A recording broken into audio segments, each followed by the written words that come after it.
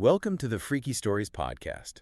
Ready for some seriously bizarre scenarios? Oh, absolutely. Bring on the freaky. All right, then let's launch a freaky probe into two wildly imaginative flash fiction stories you sent our way. Ooh, sounds intriguing. First up, we've got Lost in Translation and Dragonfire.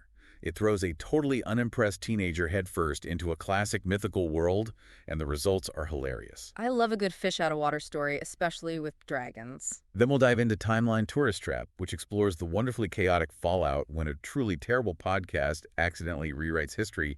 Talk about unintended consequences. Oh, that sounds like a recipe for disaster. So buckle up, it's going to be a freaky ride. Let's jump right into that first story, Lost in Translation and Dragonfire.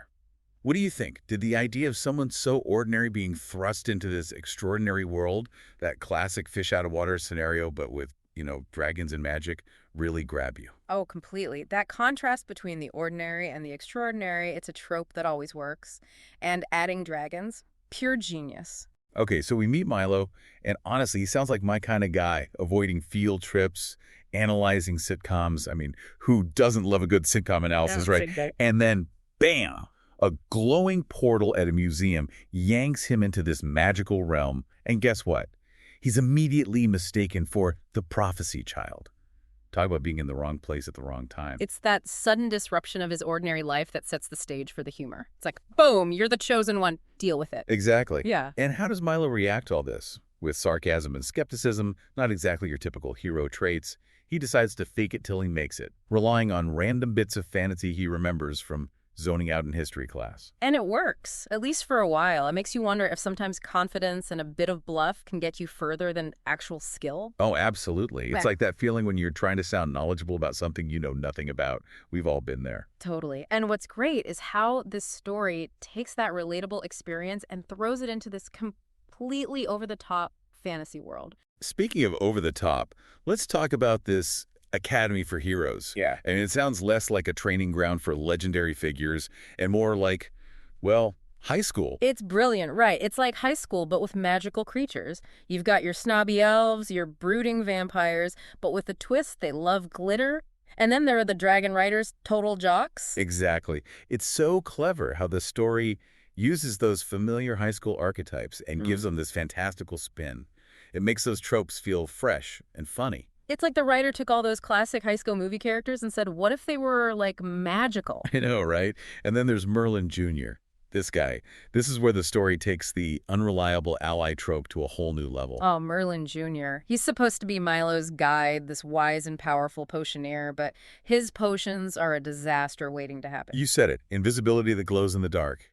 Fireproofing that smells like burnt marshmallows. I mean, come on.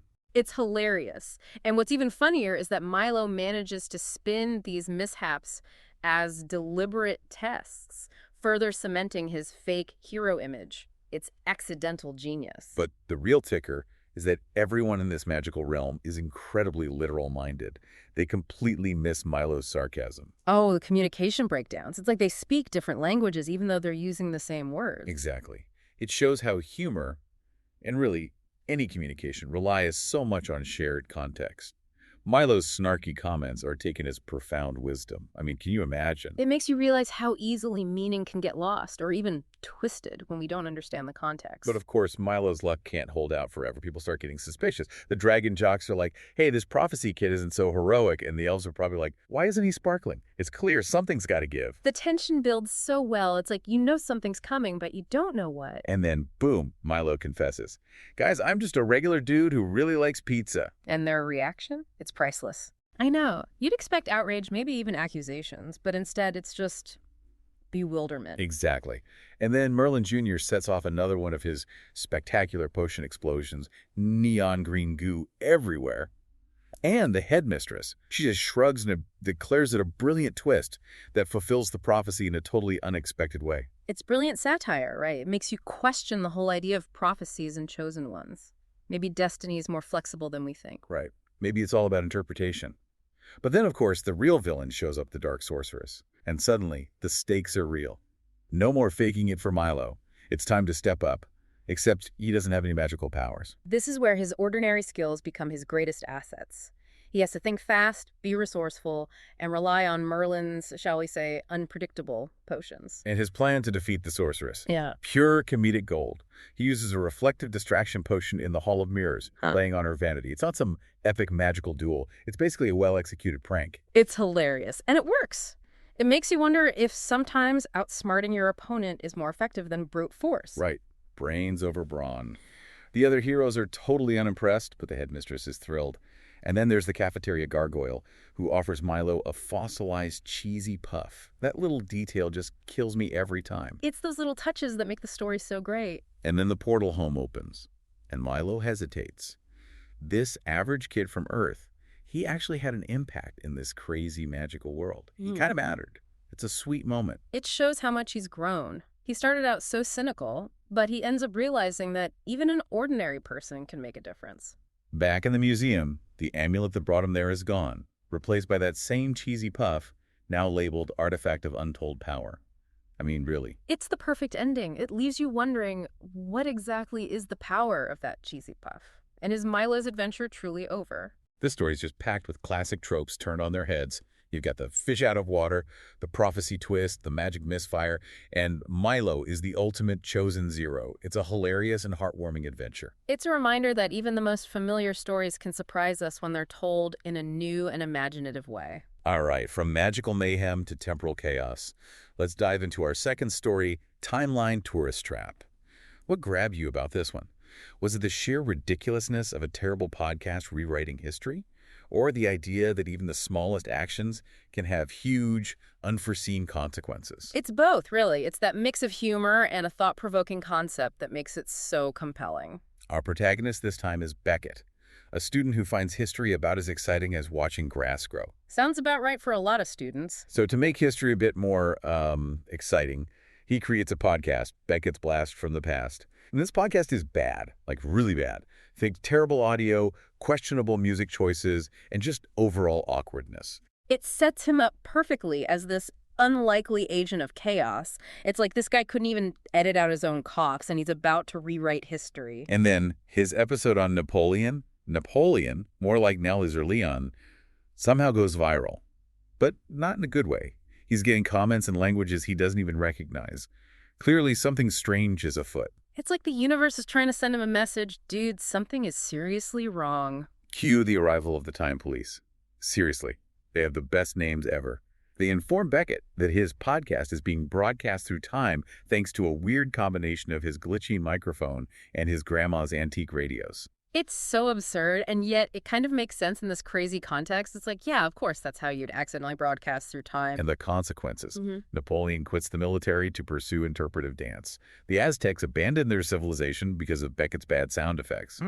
It's the butterfly effect in action, but played for laughs. It's those specific examples that make it work. They're so ridiculous, you can't help but laugh, but they also make you think about the interconnectedness of everything. Beckett's punishment. He has to travel back in time and fix his mess. But not with some heroic actions. No, he has to make even more embarrassing podcasts, retracting his previous statements. It's the most humiliating history lesson ever. His trip to ancient Egypt to take back his accidental declaration that cats should be pharaohs, he gets stuck in a sarcophagus. And then there's the Renaissance, where his offhand joke about Michelangelo's pizza taw leads to Michelangelo ditching art for pizza making. Poor Beckett has to apologize with a terrible song. It's pure slapstick comedy. You can picture it so vividly. But through all the chaos, Beckett actually learns something. He starts to grasp the whole butterfly effect thing, the idea that even a bad podcast can have huge consequences. He goes from clueless to slightly less clueless. It's character development. Back in his own time, the anomaly is contained. But Beckett's not done with time travel. He's now brainstorming ways to constructively disrupt history. Once you've tasted time travel, it's hard to resist, right?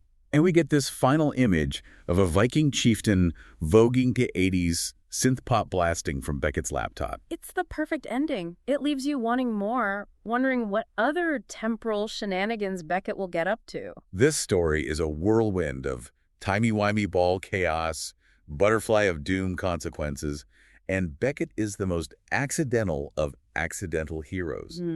It's a wild ride through history, filled with laughs and, dare I say, a little bit of wisdom. It's a reminder that even when things go horribly wrong, there's always a chance to learn and maybe even have a good laugh along the way. So there you have it. Two freaky stories, two completely different takes on the unexpected. In one, a regular teenager becomes a reluctant hero. In the other, a terrible podcast becomes a time-traveling disaster. It's amazing how these stories take the ordinary and turn it into something extraordinary. They really make you think about the hidden potential in everyday things and the unexpected consequences of our actions. They remind us that the world is full of surprises, and maybe we should all be a little more prepared for the unexpected.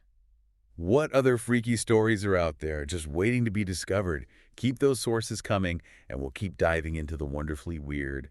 And remember, before you hit record on that next podcast, maybe do a quick sound check and make sure you're not accidentally broadcasting through time. You never know what kind of historical havoc you might wreak. Rate and follow the Freaky Stories podcast for more freaky probes into your amazing stories.